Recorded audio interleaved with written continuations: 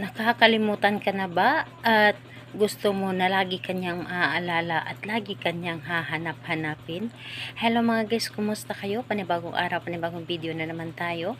And sa araw na ito, isa na namang video ang aking tuturo sa inyo na simpleng gabay o simpleng pamamaraan na makakatulong sa atin. At bago ang lahat, gusto ko lang mag-disclaimer sa mga taong hindi naniniwala at hindi gusto ang mga kagaya nitong video. Please skip this video and maghanap kayo ng videos na gustong-gusto nyo dahil ang video na ito ay para lamang ito sa mga taong naniniwala and gusto mag-try.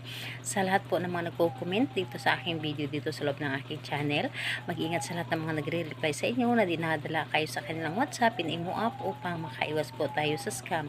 Ngayon po ituturo ko sa inyo paano nga ba tayo laging maaalala, paano tayo laging tatawagan ng ating partner lalo na kapag siya ay nasa malayo o kayo ay hindi nagkakaunawaan. Dito ay kailangan natin ng ating gagamitin. Kailangan mo lamang dito maghanda ng pink na kandila or pula. Kailangan din natin dito ng inyong pabango. Yung pabango mo na sobrang paborito ninyong pabango na para sa inyo ay yun ang pinakamamabango para sa inyo at sarili nyo po itong gamit. Hindi po ito hiniram. Yung sa inyo po talaga. Walang problema kung ito ay binigay lang sa inyo. Ang importante na ikaw na ang nagmamay-ari. And syempre kailangan din natin dito ng kanyang larawan. So pwedeng sa cellphone, pwede ring photocopy. So kapag ready na yung mga binabanggit ko natin gagamitin, kailangan mo lang din syempre i-ready ang inyong sarili.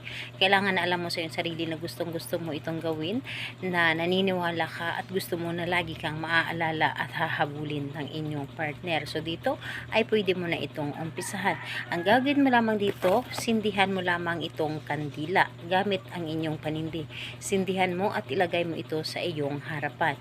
And habang nakasindi ito, titigan mo ang larawan ng inyong target at kakausapin mo ito sa isip mo. Kailangan na kausapin mo siya na para bang kinakausap mo siya ng personal.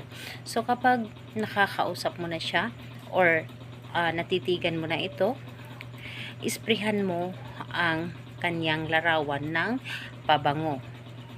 So isprihan mo, and sa cellphone naman pwede din naman. Isprihan mo lang yung cellphone mo na kung saan doon yung larawan niya.